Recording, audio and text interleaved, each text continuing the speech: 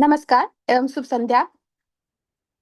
IFPH द्वारा आयोजित Hindi webinar श्रृंखला के 1136वें भाग में आप सभी का हार्दिक स्वागत है। वेबिनार की शुरुआत हम लोग एक मौन प्रार्थना से करेंगे। सभी का धन्यवाद। हमारे आज के इस महत्वपूर्ण एवं ज्ञानवर्धक वेबिनार में हमारे बीच उपस्थित हैं होम्योपैथिक जगत के एक प्रतिभाशाली, समर्पित एवं लोकप्रिय शिक्षाविद एवं चिकित्सक doctor Ankur Shukla. Doctor Ankur Shukla BHMS एवं MD योग्यताधारी चिकित्सक हैं, जिन्होंने ऑर्गेनन ऑफ मेडिसिन एवं होम्योपैथिक फिलॉसफी विषय में विशेषज्ञता प्राप्त की है। वही विषय जिसे वे अत्यंत उत्साह एवं गहनता के साथ विद्यार्थियों को पढ़ाते हैं। उन्हें 6 वर्षों से अधिक का समृद्ध शिक्षण अनुभव प्राप्त है, जिसके दौरान उन्होंने पूरे भारत में सैकड़ों BHMS विद्यार्थियों का मार्गदर्शन किया है। वे अपने संचलित ऑनलाइन लेक्चर्स एवं लोकप्रिय YouTube प्लेटफॉर्म के माध्यम से भी विद्यार्थियों के बीच अत्यंत प्रसिद्ध हैं। इनकी सरल व्याख्या, दार्शनिक सिद्धांतों की स्पष्ट समझ एवं क्लिनिकल दृष्टिकोण से युक्त शिक्षण शैली विद्यार्थियों द्वारा अत्यधिक सराही जाती है। Doctor Shukla national commission for homeopathy, ministry of Ayush के अंतर्गत CBDC कैरिकुलम के लिए रिसोर्स पर्सन एवं सब्जेक्ट एक्सपर्ट के रूप में भी कार्य कर रहे हैं, जहां वे होम्योपैथिक शिक्षा की गुणवत्ता को सुदृढ़ करने में महत्वपूर्ण योगदान दे रहे हैं। शैक्षणिक कार्यों के साथ साथ ये प्रयागराज में सक्रिय क्लिनिकल प्रैक्टिस भी कर रहे हैं, जहां वे क्लासिकल हैनेमेनियन होम्योपैथी को आधुनिक क्लिनिकल अनुप्रयोगों के साथ समन्वित कर रोगियों का उपचार करते हैं। डॉक्टर अंकुर शुक्ला ने विभिन्न प्रतिष्ठित जर्नल के शोध पत्र एवं केस रिपोर्ट्स प्रकाशित किए हैं, जो उनके एविडेंस बेस्ड होम्योपैथी के प्रति समर्पण एवं वैज्ञानिक दृष्टिकोण को दर्शाते हैं। डॉक्टर अंकुर शुक्ला का व्यक्तित्व ज्ञान, शिक्षण कौशल, शोध एवं क्लिनिक अनुभव का अद्भुत संगम है, जो उन्हें एक उत्कृष्ट शिक्षक एवं प्रेरणादायक वक्ता बनाता है। आज के इस वेबिनार में हम सभी उनके अनुभव, गहन ज्ञान एवं व्यावहारिक दृष्टिकोण से निश्चित रूप से लाभान्वित होंगे। मैं पूरे IFPH की टीम की ओर से IFPH के इस मंच पे डॉक्टर अंकुर शुक्ला का हार्दिक स्वागत एवं अभिनंदन करती हूँ। सर, आपका बहुत बहुत स्वागत है। Good evening ma'am, thank you so much इतने लवली इंट्रोडक्शन के लिए। मेरी आवाज आ रही होगी क्लियरली? Yes sir. हाँ जी, मैं PPT शेयर कर देता हूँ अपनी। Okay sir. आपको PPT दिख रही है? Yes sir. Okay, so good evening everyone. IFPH talks के वेबिनार 1136 में आप सबका स्वागत है। जैसे कि मैम ने बताया कि आज हम स्ट्रेस के बारे में या दबाव के बारे में या तनाव जो हम बोलते हैं उसके बारे में पढ़ेंगे। मैं सबसे पहले साहनी सर का बहुत धन्यवाद देना चाहता हूं कि उन्होंने मेरे को केपेबल समझा इस प्लेटफॉर्म पे, प्रेस्टीजियस प्लेटफॉर्म पे बोलने के लिए। और अब हम सीधे अपने टॉपिक पे आते हैं बिना किसी समय को वेस्ट करते हुए। जब हम स्ट्रेस की बात करते हैं, खासकर आज के समय में, जिस समय में हम सब जी रहे हैं, स्ट्रेस या तनाव एक ऐसा कॉमन टर्म हो गया है जिसके बिना हमारा जीवन एकदम अधूरा है। हम डेली लाइफ में एक दूसरे से बात करते हुए, एक दूसरे से किसी भी चीज के बारे में डिस्कस करते हुए हमेशा ये कॉमनली कहते हैं कि यार मेरे को इस तरीके से चीज हुई कि मुझे बहुत स्ट्रेस हो गया, ये जो चीज मेरे साथ हुई इससे मुझे बड़ा तनाव लगता है, मुझे बड़ा स्ट्रेस लगता है। ये हमारी रोज की परिभाषा में बड़ा कॉमन हो गया है स्ट्रेस होना। पर एक्चुअल में एज अ होम्योपैथिक फिजिशियन या एक मेडिकल पर्सन की तरह जब आप इस स्ट्रेस को, इस तनाव को देखते हैं, तो ये हमारे लिए एक बहुत ही बड़ा मॉडर्न चैलेंज की तरह दिखता है। क्यों? क्योंकि जब आप इसको बहुत ही भीतर लेवल से समझेंगे, बहुत ही डीप लेवल से समझेंगे, तब आपको समझ में आएगा कि ये किस तरीके से डेली बेसिस पे हमारी हेल्थ को धीमे धीमे करके अफेक्ट कर रहा होता है और कैसे हमें बहुत विभिन्न प्रकार की क्रॉनिक डिजीजेस के टुवर्ड्स प्रोन करता है। आगे बढ़ते हुए मैं आपको 3 बेसिक एग्जाम्पल दिखाना चाहता हूं। हमारी रोज की दिनचर्या में आपको ये सुनने को मिलेगा बहुत सारे लोगों से, अलग अलग एज ग्रुप के। एक 10 साल का लड़का है, एक मिड एज के आदमी है और एक वृद्ध आदमी है। 10 साल के लड़का अपने स्कूल के लिए जाता है, उसकी स्कूल बस मिस हो जाती है। जो प्रोजेक्ट उसको लेके जाना था, जिसपे टीचर्स मार्क देते या फिर वो बोले थे कि लेके आना, वो मिस कर देता है। उस चक्कर में आगे जाके उसको स्कोल्ड किया जाता है, उसको डांटा जाता है। लंच करने जाता है तो उसके दोस्त उससे अलग बैठ जाते हैं, वो अपने आप को बहुत अकेला महसूस करता है। घर आता है तो पता चलता है कि उसका पालतू डॉग जो था वो बीमार पड़ गया है। और ये सारी चीजें सुनते सुनते, सुबह से झेलते झेलते शाम तक उसको हल्का हल्का डिजीनेस, हल्का हल्का पेट में दर्द और रोना चालू हो जाता है। और फिर माँ या पिताजी आपके पास लेके आते हैं कि डॉक्टर साहब देखिए बच्चा बोल रहा है कि पेट में दर्द है। ऐसे ही अगर हम एक मिड एज इंसान की बात करें तो सुबह सुबह ऑफिस के लिए निकलना है, जो एक शर्ट प्रेस करके रखी हुई है उसी पे चाय गिर गई, देखा तो अब वही शर्ट है, कैसे करें, पर पहन के किसी तरीके से गए। ऑफिस पहुंचे, ऑफिस में 32 ईमेल पड़े हुए हैं जो कि करने हैं, 15 मिस कॉल पड़ी हुई है, काम का प्रेशर बहुत ज्यादा है। पर उसी समय जब काम करने जा रहे हैं तो कंप्यूटर ही क्रैश कर जाता है। जब ऑफिस से वापस आते हैं इस सारे स्ट्रेस को झेलते हुए, इस सारे तनाव को झेलते हुए, तो घर आके पता चलता है कि घर पे जब बात करी जिससे कि थोड़ा तनाव रिलीज हो, तो पता चला पिताजी किसी कारणवश हॉस्पिटलाइज कर दिए गए हैं। अब होता क्या है, धीमे धीमे हार्ट बीट तेज होने लगती है, पैल्पिटेशन होने लगता है, हल्का सा डिसओरिएंटेशन लगता है, चक्कर सा आने लगता है और सरदर्द बहुत भयंकर चालू हो जाता है। ऐसे ही एक वृद्ध अवस्था के आदमी है जो घर में सुबह सुबह उठते हैं और देखते हैं कि उनका चश्मा खो गया है जिसके बिना वो देख नहीं सकते। बाद में उनको बैंक जाना होता है जिसमें अपनी पेंशन के बारे में बात करनी होती है, और वो जब पेंशन के लिए जाते हैं तो पता चलता है उनकी पेंशन भी डिले हो गई है। वहां से जब वो वापस आते हैं जिससे कि घर पे बात कर सके, बता सके कि वो इन सब परेशानियों से जूझ रहे हैं, तो देखते हैं कि घर में पावर नहीं है, लाइट नहीं है और मोबाइल भी डिस्चार्ज हो चुका है। और जैसे ही इन सब चीजों से आगे बढ़ते हैं तो उसी दिन उनको पता चलता है कि उन्हीं के एक दोस्त का स्ट्रोक की वजह से बहुत तबीयत खराब हो गई है। अब ये सब चीजें जब वो झेलते हैं तो दिन के एंड में क्या होता है, उनको भी वही एंजाइटी, चेस्ट में टाइट होना, चेस्ट में दबाव होना और नींद ना आने की परेशानी होने लगती है। और ये तीनों ही प्रकार के व्यक्ति, ये तीनों ही प्रकार के पेशेंट आपके पास आते हैं ये अक्यूट कंप्लेंट्स लेके कि मुझे ये हुआ है, ये चीजें हुई। पर जब आप इनसे सवाल करते हैं कि आज का दिन कैसा था, क्या हुआ, किस तरीके की चीजें हुई, तो बहुत ही कम केसेस में ऐसे देखने को मिलता है कि इतने डिटेल में या इतने तरीके से आपको चीजें बताई जाए। पर वो बोलते हैं नहीं डॉक्टर साहब, सुबह से वही डेली का जैसा रूटीन होता है, हम गए, वही जो डेली के स्ट्रेस होते हैं, डेली का स्ट्रेस, डेली का तनाव जो होता है वही था।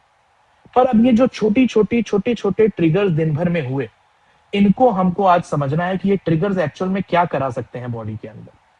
While external triggers vary widely across life stages, the internal physiological overload remains universally identical. अब देखिए एज ग्रुप अलग है, ट्रिगर्स बहुत अलग अलग हैं, पर सब में फिजियोलॉजिकल रिस्पॉन्स आ रहा है, पेशेंट को दिक्कतें आ रही हैं और इसी फिजियोलॉजिकल रिस्पॉन्स के लिए पेशेंट हमारे पास आता है और हमको समझना है कि ये ट्रिगर्स उसमें क्या रोल प्ले करते हैं।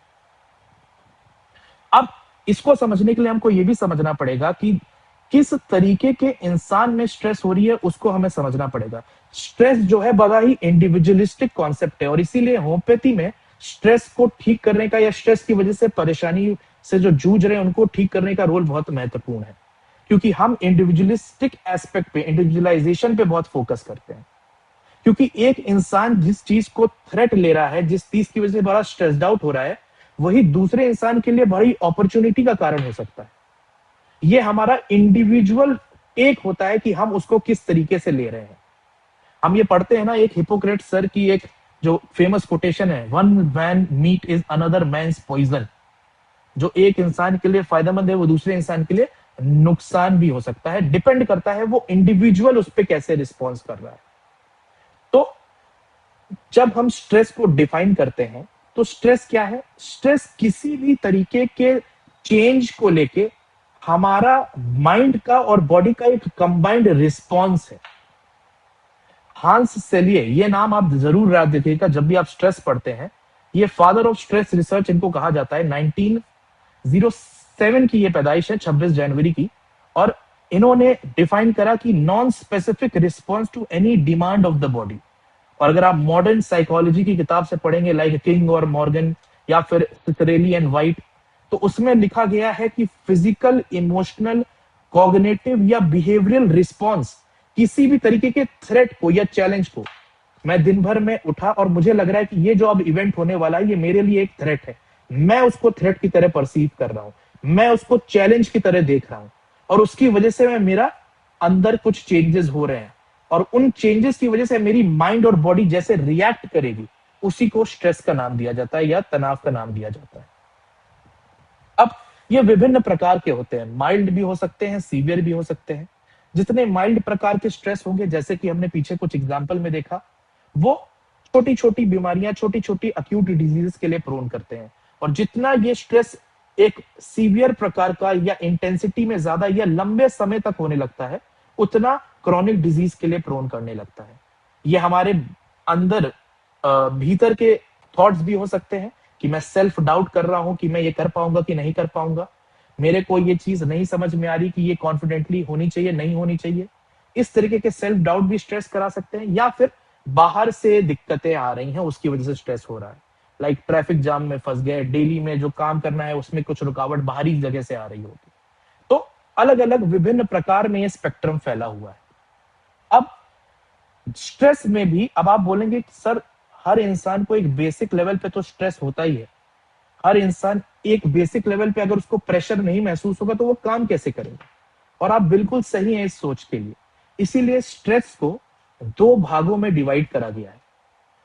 एक होता है यू स्ट्रेस, एक होता है डिस्ट्रेस।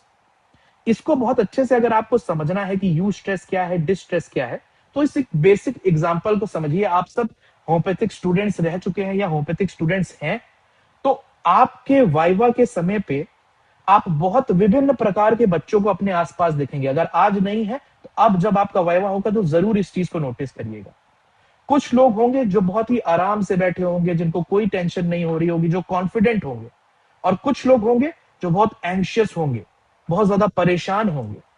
अब दोनों के लिए स्ट्रेसर क्या है? दोनों के लिए स्ट्रेसर है वाइवा का होना।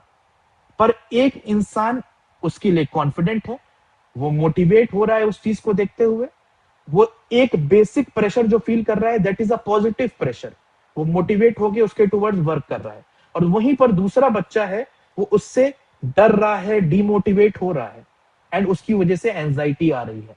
नाउ ये जो डीमोटिवेशन के टुवर्ड्स लीड करे, आपके काम करने के तरीकों में हैम्पर करने लगे, रुकावट लाने लगे, इसको डिस्ट्रेस का नाम दिया जाता है। और यही जो आपको मोटिवेट करे, पॉजिटिवली पुश करे, उसको यू स्ट्रेस का नाम दिया जाता है। इसको बहुत अच्छे से समझना हो तो ये डेफिनेशन याद रखिएगा कि optimal amount of stress needed to promote health, wellbeing and adaptation to positive events.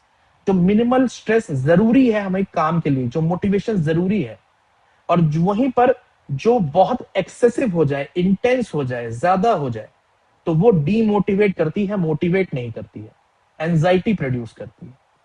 इस चीज को हमें ध्यान रखना है। अब सबसे इंपॉर्टेंट और महत्वपूर्ण बात क्या है? डिफरेंस डिग्री ऑफ एंजाइटी में ही नहीं है, एक इंसान उसको कैसे इंटरप्रेट कर रहा है उसके ऊपर निर्भर करता है।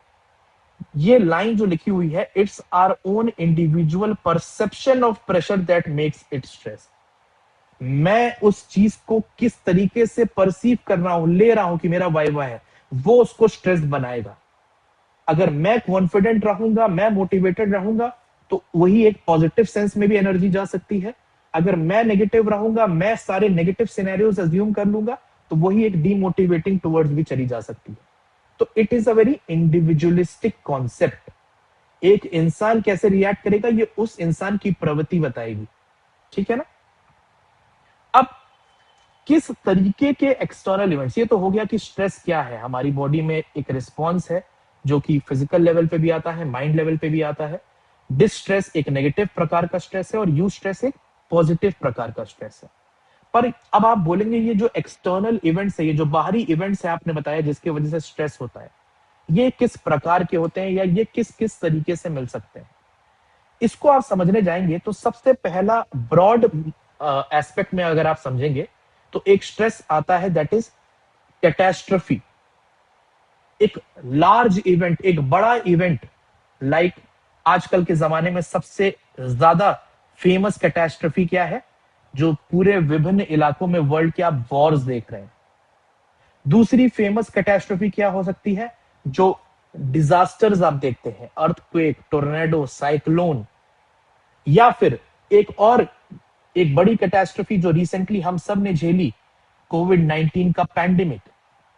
इन सब के बाद आपने न्यूज आर्टिकल पढ़े होंगे और न्यूज आर्टिकल में पाया होगा, अब बहुत कॉमनली आपको देखने को मिलता है, सिंस कोविड-19 there has been a rise of mental disease. कोविड-19 के बाद से मेंटल डिजीजेस में राइज देखने को मिला, या फिर इस वॉर के चक्कर में बहुत सारे बच्चों पे मेंटल स्ट्रेस आ रहा है, मेंटल चेंजेस आ रहे हैं। इन वॉर्स के चक्कर में लोगों के ऊपर मेंटल स्ट्रेस आ रहा है, चेंजेस आ रहे हैं। एक स्टडी हुई थी जो कि हमारे यहाँ उड़ीसा सुपर साइक्लोन जब आया था, उसके बाद ये स्टडी करी गई तो देखा गया उस साइक्लोन के बाद 80.4% साइकेट्रिक डिसऑर्डर में इंक्रीज देखा गया था उस पर्टिकुलर इलाके में, जिस इलाके में इस तरीके का इवेंट हुआ था। देखा गया था कि डायग्नोसिस रेट बहुत ज्यादा बढ़ गए। क्यों? क्योंकि ये जो कैटास्ट्रोफी आती है, ये हमारी जिंदगी में एक मेजर चेंज पैदा करती है, और उस चेंज को हम परसीव करना, हमारे लिए एडजस्ट करना एक बहुत बड़ा टास्क हो जाता है। एंड इसी की वजह से वो डेली हमको परेशान करना चालू कर देता है। आप अज्यूम करके देखिए, सुपर साइक्लोन में किसी का 15 साल से बनाया हुआ घर उजड़ गया, अब उसके पास रहने के नहीं है, वो टेंट में रह रहा है, पैसे नहीं है, फाइनेंशियल स्ट्रेस है।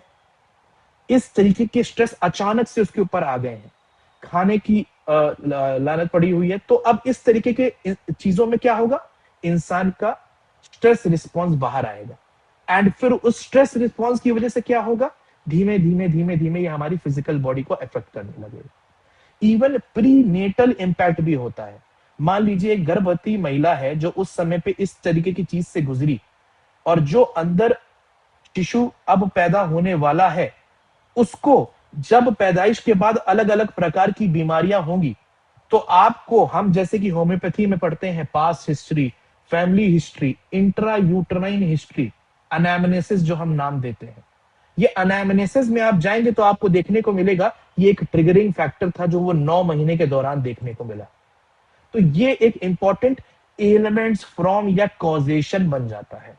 अब ये एलिमेंट्स फ्रॉम कॉजेशन कैसे बनता है, इस पे हम आगे जब होम्योपैथिक एस्पेक्ट पे आएंगे तो डिस्कस करेंगे। अभी आप ये समझिए कि इस प्रकार के इवेंट से भी इंसान को बीमार होने के लिए बहुत प्रोन हो जाते हैं। ठीक है, दूसरी मेजर चीज क्या आती है, एक बहुत ही फेमस स्केल है साइकोलॉजी में जिसको होम्स एंड राहे स्केल का नाम दिया गया है। ये स्केल क्या है कि आपके पर्सनल लाइफ में बहुत सारे इवेंट्स होते हैं जिसमें आपको एडजस्टमेंट करना पड़ता है या चेंज होते हैं। आप सब ने वो कोटेशन पढ़ा होगा ना कि change is the only thing that is constant.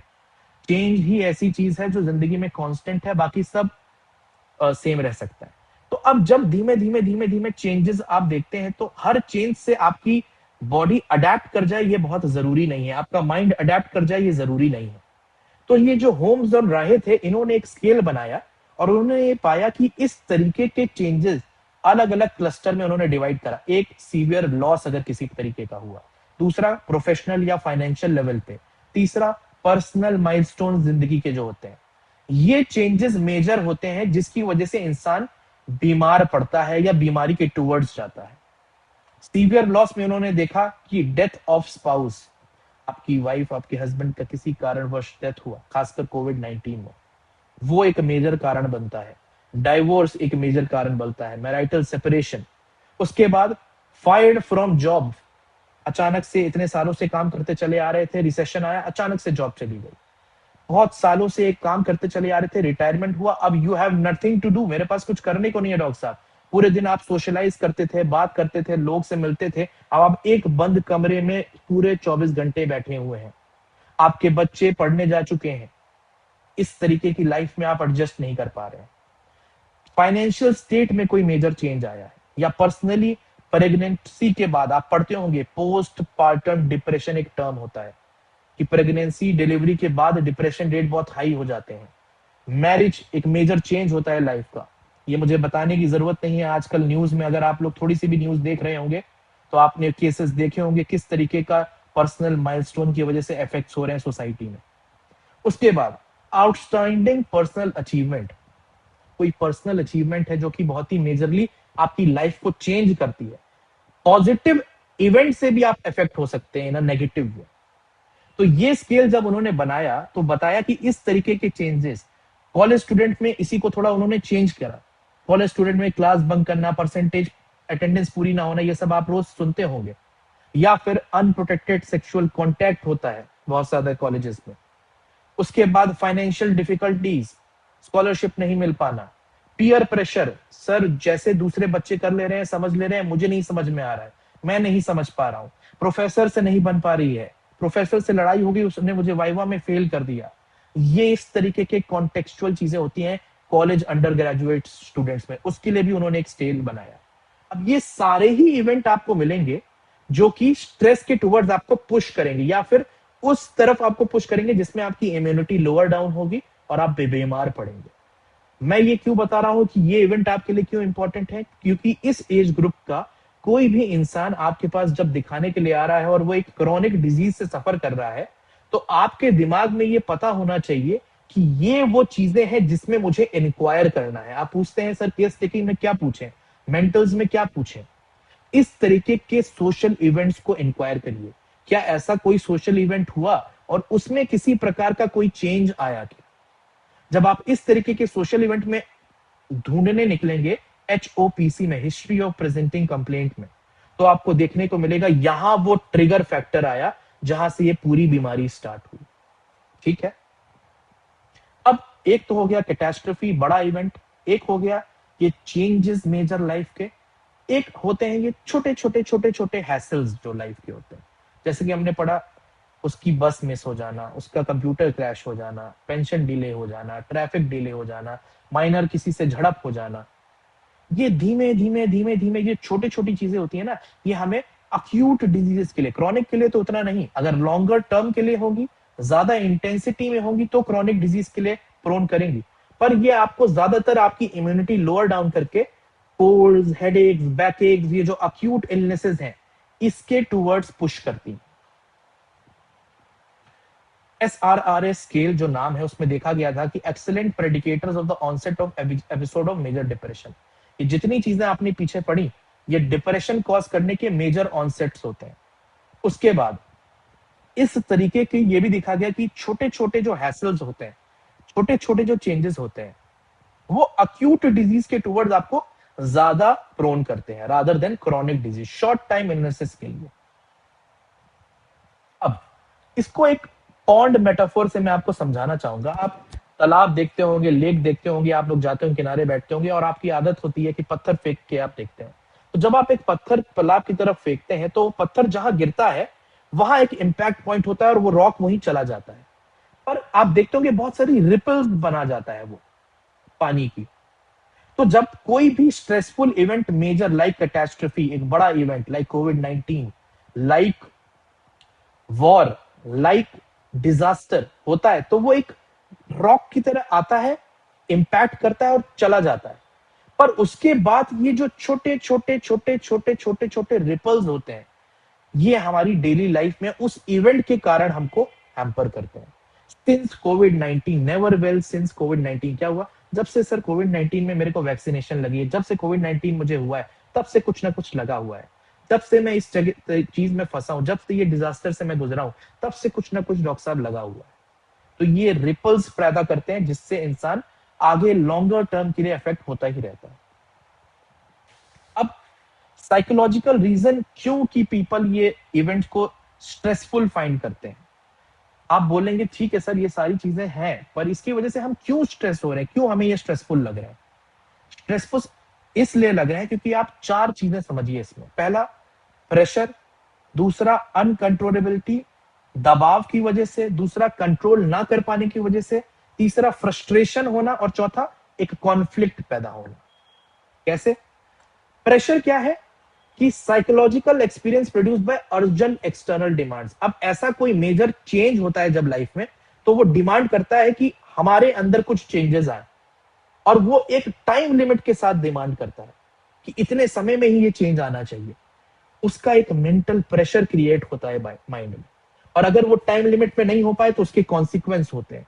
तो जब इस तरीके के कोई प्रेशर फील करता है तो वो स्ट्रेस रिस्पॉन्स एक्टिवेट हो जाता है। या फिर कोई चीज है, कोई सिचुएशन है मेरी लाइफ में, मेरे सोशल डोमेन में, मेरी फैमिली में, मेरे फाइनेंशियल इश्यूज में जो कि हो रही है पर मेरे पास उसका कोई कंट्रोल नहीं है, मैं कंट्रोल नहीं कर सकता।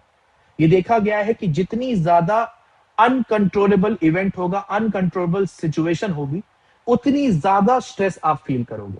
क्यों? जब आप कंट्रोल नहीं कर सकते, आपको पता है कि ये चीज नेगेटिवली स्पाइरल डाउन होनी है, नेगेटिव इफेक्ट्स इसके आने ही आने हैं। तो less the control, more the stress.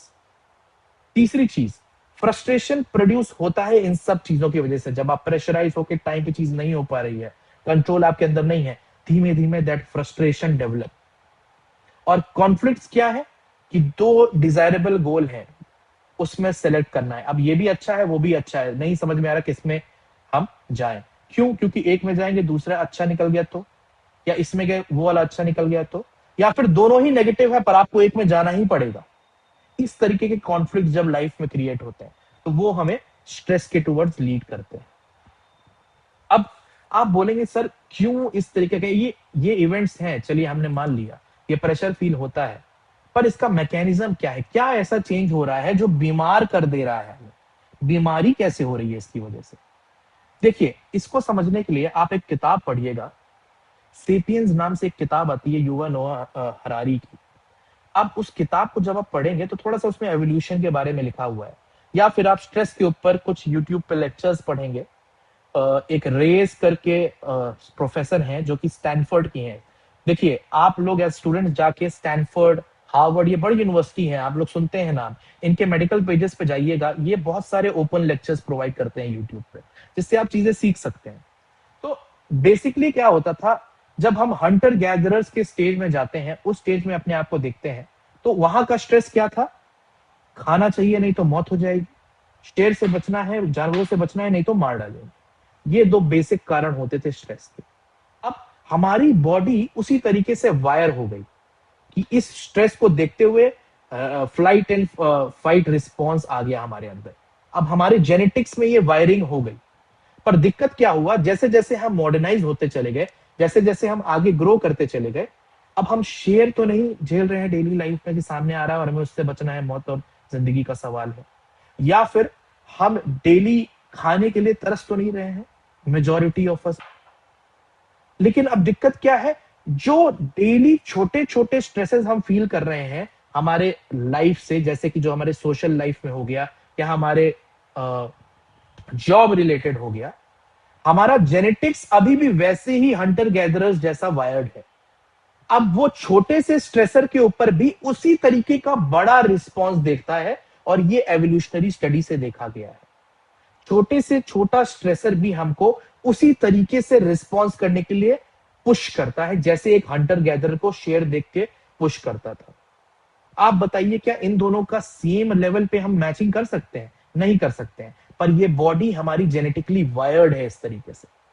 And इसीलिए बोला जाता है यू स्टार्ट मेडिटेटिंग, थोड़ा सा मेडिटेशन करिए, योगा करिए, इस वायरिंग को थोड़ा तोड़िए, ये जो छोटी छोटी चीजों पे ट्रिगर होने वाली वायरिंग। अब होता क्या है, इन सब चीजों की वजह से ये ट्रिगर होता है, तो उसकी वजह से क्या होता है, आप सब ने फिजियोलॉजी में पढ़ा होगा, एक सिंपैथेटिक नर्वस सिस्टम होता है हमारा, जो कि फाइट और फ्लाइट रिस्पॉन्स होता है।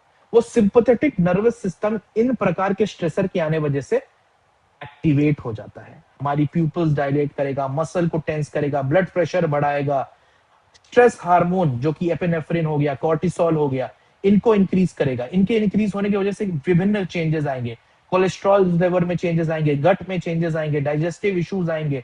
हमारा पॉजिटिव हार्मोन सेरोटोनिन, जो कि हमारे हैप्पीनेस हार्मोन्स भी बोला जाता है, उसका डिक्रीज होना चालू हो जाता है।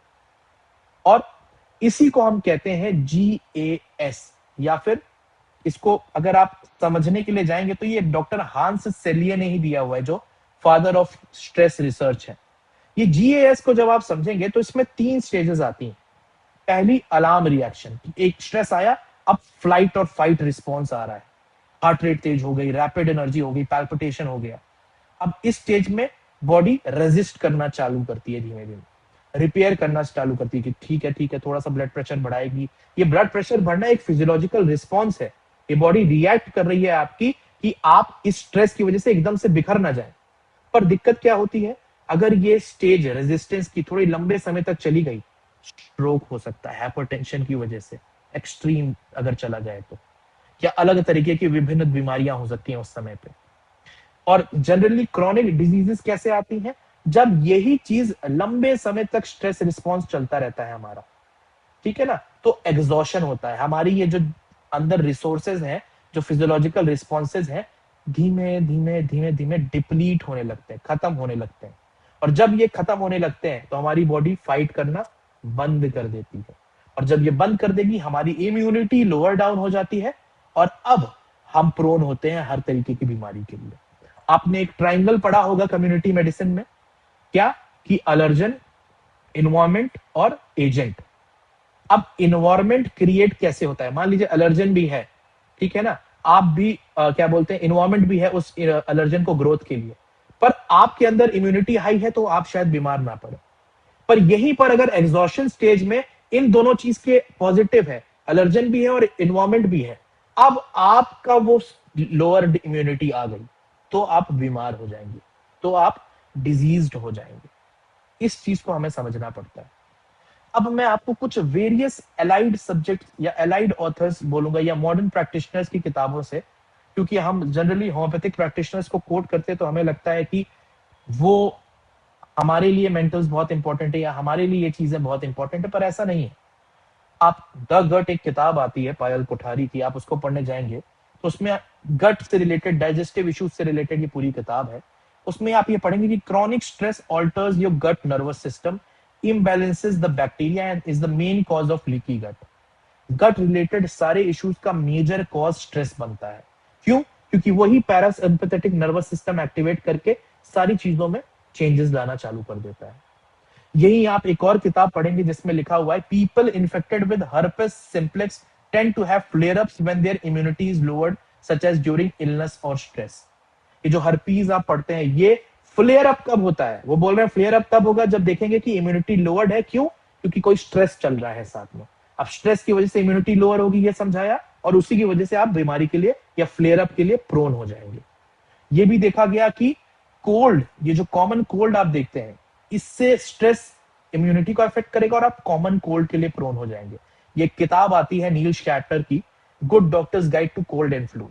इसको आप पढ़िएगा तो इसमें आपको इधर विभिन्न प्रकार के ऐसे सोर्सेस मिलेंगे, और इसमें ये दिखाया गया है कि स्ट्रेस और कोल्ड, एक पॉजिटिव ग्राफ दिखाया गया है। जितना ज्यादा स्ट्रेस होगा उतना ज्यादा कॉमन कोल्ड के लिए आप प्रोन हो जाएंगे, उतना ज्यादा अक्यूट डिजीजेस के लिए आप प्रोन हो जाएंगे। एक और किताब आती है what your doctors doesn't know about nutritional medicine that may be killing you. इसमें ऑक्सीडेटिव स्ट्रेस की बात करी गई है। इसमें बोला गया है कि सीवियर इमोशनल स्ट्रेस है, उसकी वजह से फ्री रेडिकल्स हमारे अंदर ज्यादा होते हैं, ऑक्सीडेटिव स्ट्रेस होता है, और ये अगर प्रोलॉन्ग्ड टाइम के लिए हो गया तो धीमे धीमे धीमे धीमे अलग अलग प्रकार से हमारी चीजों को अफेक्ट करना चालू कर देता है और क्रॉनिक डिजीजेस कराता है।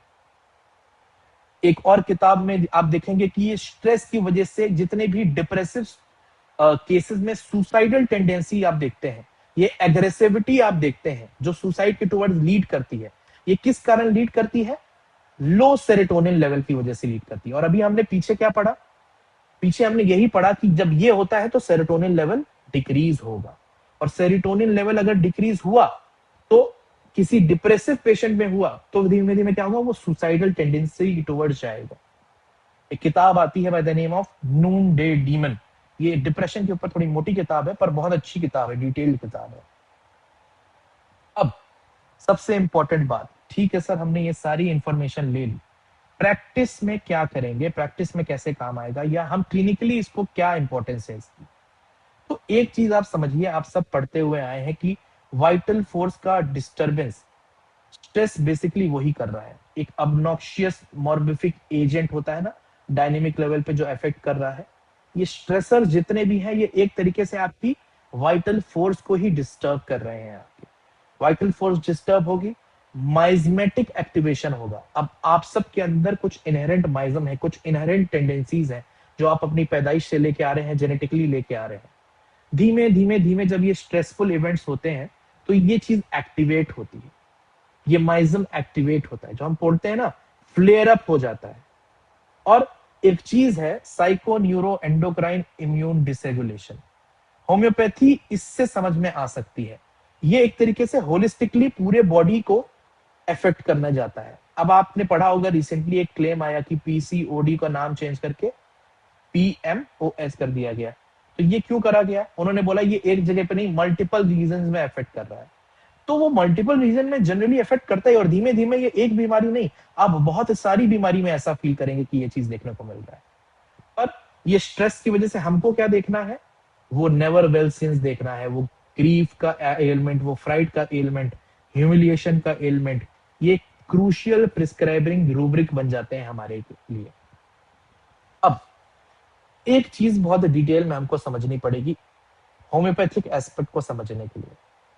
दो चीज होती हैं जब आप किसी पेशेंट को देख रहे होते हैं, एक होता है स्ट्रेसर, एक होता है एक्साइटिंग कॉज इवेंट, एक होता है इफेक्ट उसका। एक होता है कॉज, एक होता है इफेक्ट। हम सब पढ़ते हैं ना कॉज एंड इफेक्ट। अब आप बोलोगे कि कॉज इंपॉर्टेंट है, या आप बोलोगे कि इफेक्ट इंपॉर्टेंट है? क्योंकि हम तो इफेक्ट देख रहे हैं। इफेक्ट क्या है? वो सिम्टम्स जो पेशेंट लेके आ रहा है। तो हम क्या कॉज पे इंपॉर्टेंस नहीं देते, या हम सिर्फ कॉज देख रहे हैं, जो इवेंट हुआ, जो स्ट्रेसर आया, हम इफेक्ट पे इंपॉर्टेंस नहीं देते हैं? एक्चुअल में आपको इन दोनों के ऊपर इंपॉर्टेंस देना है, दोनों के ऊपर निर्भर होकर प्रिस्क्राइब करना है, दोनों के ऊपर निर्भर होकर सिमिलैरिटी बनानी है मेडिसिन की। और इसी चीज को आपको समझना पड़ेगा। जब भी पेशेंट आपके पास आए तो आप इस विभिन्न प्रकार के स्ट्रेसर्स को समझिए, स्ट्रेस इवेंट्स को देखिए, उनसे एलिमेंट फ्रॉम निकालिए, कॉजेशन निकालिए, और अभी उस एलिमेंट्स फ्रॉम या कॉजेशन के चक्कर में वो इंडिविजुअल कैसा रिस्पॉन्ड कर रहा है, कैसे साइन एंड सिम्टम्स दिखा रहा है, उसको देखिए, उस इफेक्ट्स को देखिए, और फिर इन दोनों को सिमिलैरिटी बनाइए और देखिए कौन सी मेडिसिन ये दोनों चीज अपने अंदर रखती है, और वो मेडिसिन प्रिस्क्राइब करिए। जैसे कि आप अफोरिज्म 5 में पढ़ते भी होंगे, अक्यूट डिजीजेस में क्या लिखा गया? मोस्ट प्रोबेबल, या फिर particulars of the most probable exciting cause. Chronic disease में क्या लिखा गया? फंडामेंटल कॉज की बात करी गई। अब ये अक्यूट डिजीजेस में एक्साइटिंग कॉज, क्रॉनिक डिजीज में फंडामेंटल कॉज। अब अक्यूट डिजीजेस में आप ये चीज समझ सकते हैं, जो हमने पढ़ा भी कि हैसल्स होते हैं, आपको लेना है, चलिए अभी हुआ, कुछ चीज ट्रिगर करी, आपने ले लिया, बारिश में भीगा, उसके बाद से बीमारी आई, आपने ले लिया, चेंज ऑफ इन्वायरमेंट हुआ, बीमारी आई, आपने ले लिया। पर जब हम क्रॉनिक डिजीज की बात करते हैं तो हम कभी कभार बोलते हैं कि एक केस आया डॉक्टर साहब, और उसमें ये मैंने देखा कि मेजर इवेंट हुआ, कोई स्ट्रेस इवेंट हुआ, उसकी वजह से देखिए उसको कैंसर हो गया। या फिर हम बोलते हैं कि मेजर कोई इवेंट हुआ, उसकी वजह से वो हाइपरटेंसिव हो गया, या उसकी वजह से उसको पीसीओडी हो गया। अब यहां पर डॉक्टर हनीमैन, आपको ऑर्गेनॉन ऑफ मेडिसिन की नॉलेज यहां पर याद रखनी है। वो अफोरिज्म 206 की फुटनोट में आपको पढ़ना है। वो बोलते हैं कि इस तरीके के ये जो छोटे छोटे छोटे छोटे कॉजेज होते हैं, कि कोई फॉर्मर फ्राइट है, कोल्ड है, वेटिंग है, स्प्रेन है, वैक्सेशन है, ये बोलते हैं too insignificant to develop a chronic disease है। बोलते हैं ये कॉजेज क्रॉनिक डिजीज पैदा नहीं कर सकते। अब आप कहेंगे सर आपने तो अभी पूरा पीछे समझाया हमको, कैसे हमारी इम्यूनिटी लोअर होती है, कैसे हम डिजीज के टुवर्ड्स प्रोन होते हैं, ये छोटे छोटे चीजों से। आप यहाँ पर डॉक्टर हनीमैन की बात समझिए। यहाँ पर वो माइज्म के कॉन्सेप्ट को समझाना चाह रहे हैं। वो समझाना चाह रहे हैं कि फंडामेंटल कॉज क्या है। फंडामेंटल कॉज है वही माइज्म जो आप अंदर से, आपके पूर्वजों से, आपके जेनेटिक डिस्पोजिशन से लेके आए। अब ये जो इवेंट्स हैं, ये एक एक्साइटिंग फैक्टर है जो उस लेटेंट माइज्म को बाहर निकाल के ला रहे हैं, एक्टिव कर दे रहे हैं।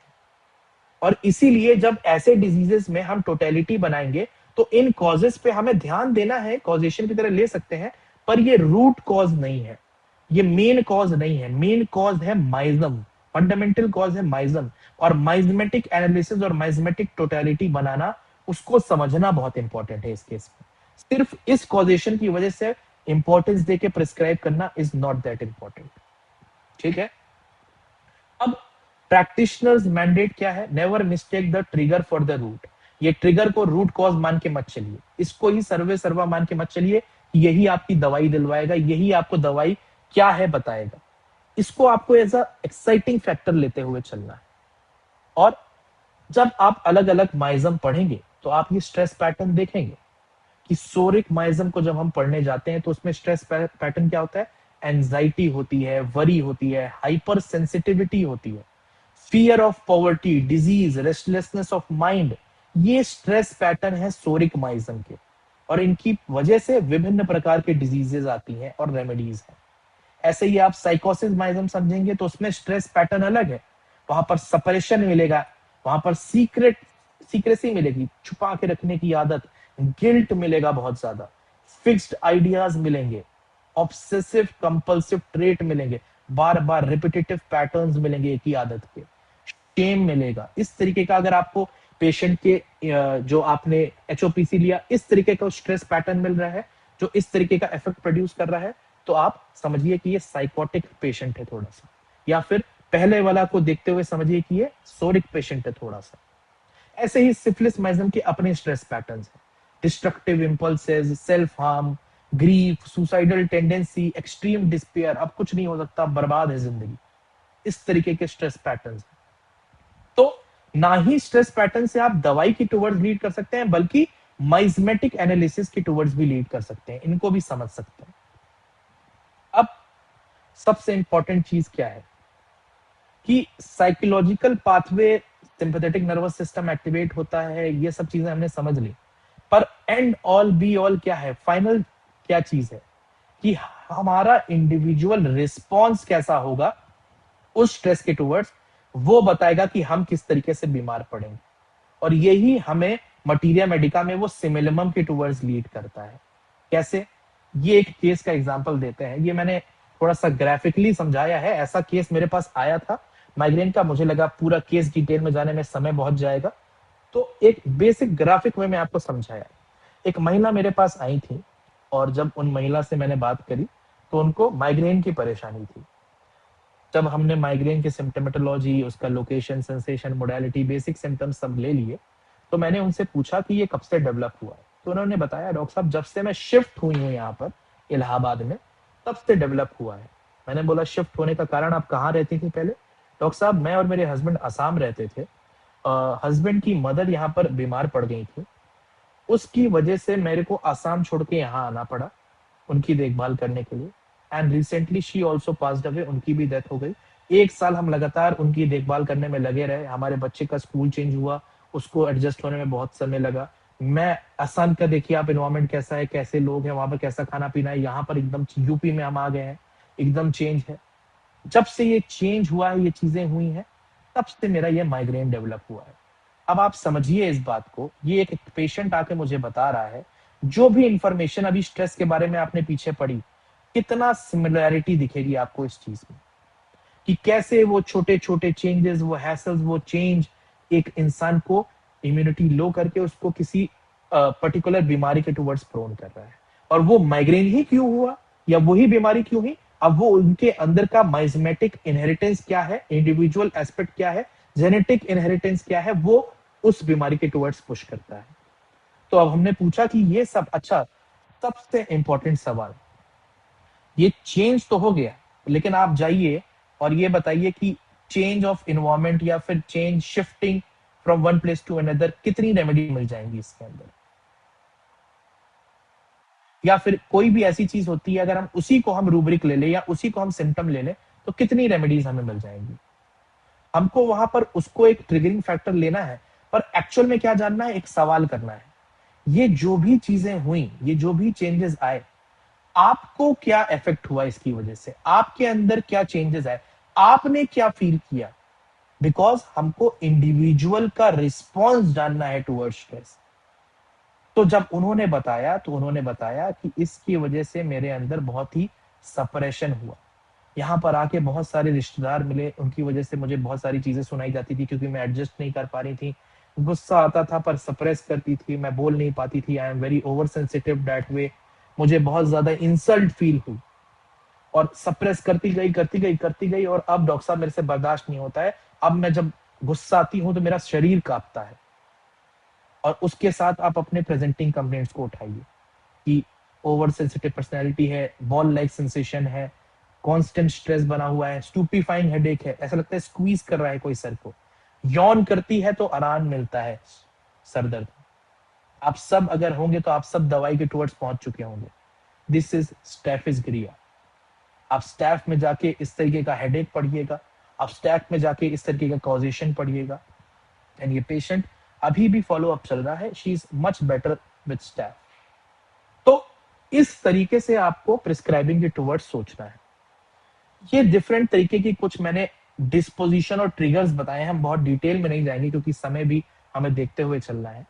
हम बेसिकली मेरा ये बताने का यहाँ पर तात्पर्य ये है कि आप समझिए कि आपको जब अगली बार जब आप नक्स भूमिका पढ़ने जा रहे हैं, कोई मटीरिया मेडिका से रेमेडी पढ़ने जा रहे हैं, तो आप इस तरीके से भी पढ़िए कि इसके स्ट्रेस ट्रिगर्स क्या है, इसके डिस्पोजिशन में वो ट्रिगर्स क्या है। जैसे कि हम बहुत डिटेल में ना जाके नक्स को ही एक एग्जाम्पल की तरह लेते हैं। आप सबको पता होगा नेक्स्ट बहुत ही जीलस पर्सनैलिटी है, बहुत ही हाई फंक्शनिंग पर्सनैलिटी है। जो काम करने निकलेगी, डॉक्टर राजन संकरन सर अपनी किताब सोल ऑफ रेमेडीज में कहते हैं कि नक्स पर्सनैलिटी ऐसी पर्सनैलिटी है, वो एक रोड रोलर जैसे है कि मान लीजिए सामने उसका एम है, वो रोड रोलर की तरह चलती चली जाएगी, बीच में जो आया सबको कचर देगी। क्यों? क्योंकि उसको वो एम पूरा करना है। इसको हम टाइप ए टाइप की पर्सनैलिटी भी बोलते हैं। आप साइकोलॉजी में पढ़ेंगे type A personality, type B personality. Type A personality बहुत ही जीलस, बहुत ही हाई फंक्शनिंग, सारा काम करने वाली, सारी अपने एम के टुवर्ड्स भागने वाली, और वहीं पर सीईओ टाइप के जो लोग होते हैं। और type B personality lazy, lethargic, low, like calcarea carb, like baryta carb, those kind of personalities. अब देखा क्या गया है कि इस तरीके के टाइप ए पर्सनैलिटी में जब उनके काम में हिंड्रेंस आता है, जब ये चीजें आती हैं, तो ये इनका एक स्ट्रेस फैक्टर बनता है, ट्रिगर फैक्टर बनता है, और उसकी वजह से कुछ तरीके की मेंटल मैनिफेस्टेशंस आती हैं उनके अंदर। क्या होगा जब इस तरीके की चीजें आएंगी? स्ट्रेस होगा, अल्कोहल के टूवर्ड्स जाएंगे, या फिर कॉफी के टूवर्ड्स जाएंगे, स्टिमुलेंट्स के टूवर्ड्स जाएंगे, लिवर में इफेक्ट आना चालू होगा, इस तरीके के मेंटल मैनिफेस्टेशन, फिजिकल मैनिफेस्टेशन आना चालू होंगे। एंड साइकोलॉजी ये कहती है कि इस तरीके की टाइप ए पर्सनैलिटी में फ्यूचर में जाके हार्ट अटैक आने के चांसेस बहुत ज्यादा है, हार्ट रिलेटेड सिम्टम्स या हार्ट रिलेटेड डिजीजेस होने के चांसेस बहुत ज्यादा होते हैं। तो किस तरीके से आप एक ट्रिगर फैक्टर से, एक डिस्पोजिशन के फैक्टर से आप मटीरिया भी समझ रहे हैं, आप सिम्टम्स भी समझ रहे हैं, आप पर्सनैलिटी भी समझ रहे हैं, और आप मैनेजमेंट भी समझेंगे पेशेंट का कि कैसे मैं समझाऊं कि इस तरीके की चीजें अगर बहुत लंबे समय तक चलती रही तो आगे आपको किस प्रकार से इफेक्ट करेगी। आप प्रोग्नोसिस भी बना रहे हैं उस पेशेंट का। तो मैं ये चाहूंगा कि अगली बार से इन तरीकों से आप मटीरिया मेडिका को पढ़ें। एंड सबसे इंपॉर्टेंट और आखिरी कुछ इंपॉर्टेंट बातें जो 2 स्लाइड में मैं कहना चाहता हूं, अगर आप डॉक्टर एच ए रॉबर्ट्स की फिलॉसफी पढ़ते होंगे तो उसमें एक डिफ्लेक्टेड करंट नाम से चैप्टर है। आप उस चैप्टर को जाके पढ़िएगा, उसमें एक लाइन लिखी हुई है, over anxiety, worry, constant financial stress, tension of maintaining speed in one's work, peculiar industrial demands, all these have lowered the percentage of possible cure। ये रॉबर्ट सर कहते हैं कि डिफ्लेक्टेड करंट में वो क्या बता रहे हैं? ऑब्स्टिकल्स टू क्योर बता रहे हैं कि कैसे हम क्योर करने जाते हैं, रेमेडी करेक्ट है, पोटेंसी करेक्ट है, सब सही चल रहा है, क्योर नहीं हो रहा है। क्यों नहीं हो रहा है? ये स्ट्रेस फैक्टर्स को जाके जांचिए। अगर इस प्रकार का कोई स्ट्रेस फैक्टर है तो हो क्या रहा है? आप दवाई दे रहे हैं, आप वाइटल फोर्स के प्रति एक रिस्पॉन्स पैदा कर रहे हैं, पर बार बार वो स्ट्रेस रिस्पॉन्स आ रहा है, बार बार इम्यूनिटी लोअर हो रही है, बार बार वो इफेक्ट हो जा रहा है। तो आप समझिए कि कैसे ये सिंपैथेटिक नर्वस सिस्टम एक्टिवेट होके इस चीज में बीमारी पैदा कर रहा है। और ये क्यों समझना है आपको? क्योंकि अफोरिज्म 4 में डॉक्टर हनीमैन कहते हैं, he is likewise a preserver of health if he knows the thing that derange health. हमको बीमारी ही नहीं जाननी, हमको ये भी जानना है कि क्या बीमार करता है, हेल्थ को क्या डिरेंज करता है, कॉज क्या करता है डिजीज, एंड कैसे हम हेल्दी लोगों में से उसको हटाएं। बीमार लोगों में से नहीं कह रहे हैं वो कह रहे हैं कैसे हम हेल्दी लोगों में से उसको हटाएं। Prevention is better than cure. हम कैसे एक हेल्दी पर्सनैलिटी को बताएं कि देखिए अभी तो आप ये स्ट्रेस ले रहे हैं, पर लॉन्गर टर्म के लिए इस तरीके से अफेक्ट करेगा, इसमें चेंजेस लाइए, इसमें कुछ एक्सरसाइज, डाइट, रेजिम, इसका एक चेंज पैटर्न करिए। और जब इस तरीके से आप क्लासिकल होम्योपैथी, या फिर मैं बोलूं क्लासिकल तो एक मिसनॉमर हो गया है, अगर मैं बोलूं हनीमैनियन प्योर होम्योपैथी जो ऑर्गेनॉन ऑफ मेडिसिन पे बेस्ड प्रैक्टिस करेंगे, मटीरिया मेडिका समझेंगे, साइकोलॉजी को इंटीग्रेट करेंगे, एंडोक्राइनोलॉजी को इंटीग्रेट करेंगे, और एज द होल जो हम बोलते हैं पर्सनैलिटी समझना, एज अ होल को एक्चुअली एज अ होल समझेंगे, तो आप एक बेटर प्रिस्क्राइबर, एक बेटर फिजिशियन बनेंगे। और ये एक समय की कोशिश नहीं, ये आप जितना समय तक पढ़ते चले जा रहे हैं, for life time a doctor is a student. तो जितना जितना आप पढ़ते चले जाएंगे वैसे वैसे आपकी ये एक्सपैंड होती जाएगी नॉलेज और विजडम। तो आई होप आप लोग को चीजें समझ में आई होगी, and thank you so much for giving me this opportunity, and thank you again for IFPH।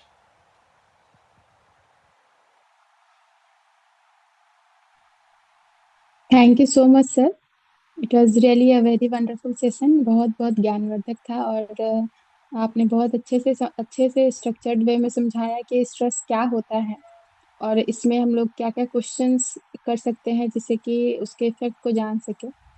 और बहुत अच्छी बात आपने कही है लास्ट में कि हमें स्ट्रेस में जो हमारे वाइटल फोर्स को डिरेंज करते हैं उसको केवल सिक पर्सन्स में नहीं बल्कि हेल्दी पर्सन्स में से इसको हटाने की बहुत ज़रूरत है, और इसके लिए प्रिवेंशन की तरफ जाने की ज़रूरत है। बहुत बहुत अच्छा रहा आपका वेबिनार। मैं थैंक यू मैम। सभी पार्टिसिपेंट से आग्रह करती हूँ कि अगर उनके पास कोई क्वेश्चन है तो कृपया अनम्यूट करें और क्वेश्चंस पूछ सकते हैं। हमारे पास अभी 9 मिनट का समय है। इसे सर अनम्यूट करके आप बात कर सकते हैं। Thank you Shruti Sarita, and congratulation doctor Ankur Shukla. बहुत अच्छा आपने जो फिलॉसफी बताए, और एकदम समझिए कि शुरू से लेके अंत तक जो फिलॉसफी बताए बहुत अच्छा लगा। स्ट्रेस के बारे में बताए बहुत बढ़िया था। 2-3 चीज समझ में आया कि एक जो है हमारा जो आपने रोल किए जेनेटिक, जो हमारा पहले जो जेनेटिक था कि हम शेर से कैसे बचे तो एक काइंड ऑफ स्ट्रेस फियर हमारा यह जेनेटिक बना। इसी को लेकर हमारे महात्मा हैनमैन ने आजम रोल दिया, नेटेन psora and fundamental law of chronic disease, psora sycotic and syphilitic. आपने जो है बहुत बढ़िया अफ्रोदिन 206 का भी वर्णन किए, बहुत बढ़िया। 206 में तो प्योर सोरा साइकोटिक और सिप्लेटिक के ही बारे में बताया गया है कि हमारा बीमारी का कारण कहाँ से। तो यह निश्चित है कि हम जो है पहले से डरे हुए हैं। जेनेटिक मेरा स्वभाव ही ऐसा है कि हम स्ट्रेस में हैं, डरे हुए हैं।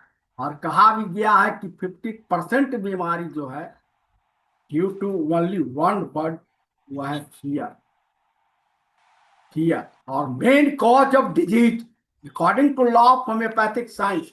जितने भी हमारे हैंडमैन साहब सभी किताबों का निचोड़ हमारे ऑर्गेनल ऑफ फिलॉसफी में दे दिए, अफ्रोजी में फ्रोस्टिक स्टाइल में, इसीलिए लिखा गया है उसमें फ्रोस्टिक स्टाइल, और दिए हैं और बताए हैं कि कारण जब भी होगा तो माइंड, बॉडी एंड, है ना, वाइटल फोर्स जब डिरेंज होगा तो कोई भी, आप छोटी छोटी बातों में वाइटल फोर्स डिरेंज होता है, जब लार्ज स्केल में हो जाता है तब।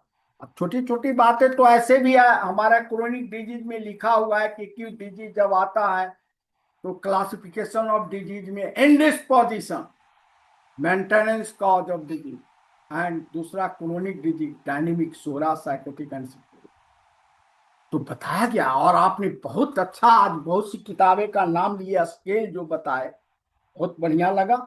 और साथ में जो है आप टाइप जो बताए वो भी बढ़िया लगा। तो बहुत बढ़िया है, और कारण तो माइंड ही होगा। हमारे हनुमान साहब तो लिख ही दिए हैं, कहा गया है शास्त्र में भी, हमारा पूर्वज लिखे हैं, सुनो तात मानस रोगा दिनते दुखता वंशज।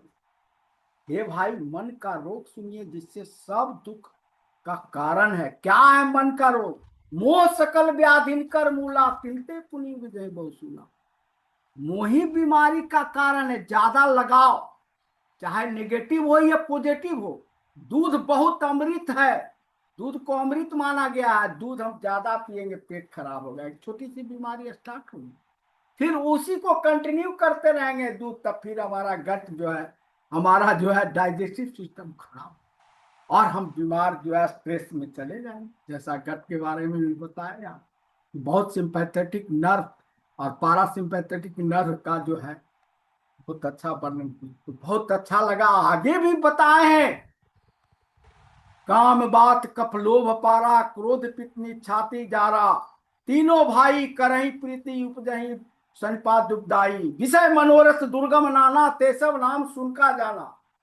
यानी विषय स्ट्रेस, एक विषय पर मनन करते रहते हैं कि फेल कैसे हो गए, तो स्ट्रेस है वो, छोटी छोटी स्ट्रेस है। एग्जामिनेशन में फियर हो रहा है, एक विषय हमको डर लग रहा है परीक्षा देने से, तो विषय मनोरथ दुर्गम नाना, ते सब नाम सुनको जाना, ममता दादू कलु हरसाई, हरस विषाद ग्रह बरसाई। एक बहुत वाइटल चीज बताए हमारे शास्त्र में, पर सुख देखी जर्नी सोचई।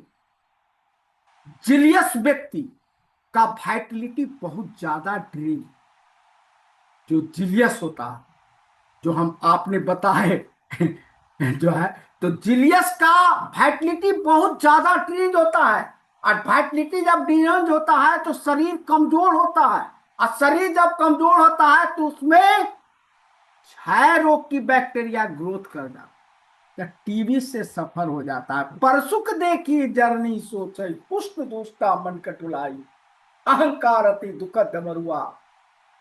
है ना, आप मन में कुछ बोलते हैं, कुछ ऐसे भी देहाती भाषा में कहते हैं कि झूठ बोलने वाले से कोई कोड़े फूट जाएगा, बोलते हैं हम लोग देहाती भाषा में बोलते हैं।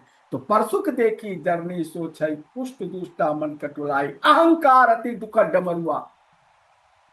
जैसे बहुत सा अहंकारी व्यक्ति, हमारा दवाई है बहुत सा, प्लेटिनम है बहुत सा है। तो यह जो है हमारा होम्योपैथिक साइंस मामूली नहीं है, हम तो सबसे A1 साइंस मानते हैं, और हमने तो 36-37 साल से प्रैक्टिस कर रहे हैं, देख रहे हैं होम्योपैथिक साइंस बहुत बढ़िया साइंस है, इससे बड़ा साइंस कोई हो ही नहीं सकता। तो बहुत बहुत धन्यवाद thank you sir, Shukla ji, thank you so much. बहुत अच्छा लगा आपका। इसी तरह से हम लोग आदान प्रदान करते रहे, घर घर होम्योपैथिक, हर घर होम्योपैथिक। बहुत थैंक यू बहुत सर। धन्यवाद। बहुत बहुत धन्यवाद राम प्रवेश शाह सर। इसी के साथ हमारे हिंदी वेबिनार सेशन का समय भी समाप्त हो रहा है। तो अगर किसी पार्टिसिपेंट्स के पास कोई कोई क्वेश्चन है तो पूछ सकते हैं, या फिर कुछ थॉट्स अगर रखना चाहें तो इस टॉपिक पे बोल सकते हैं।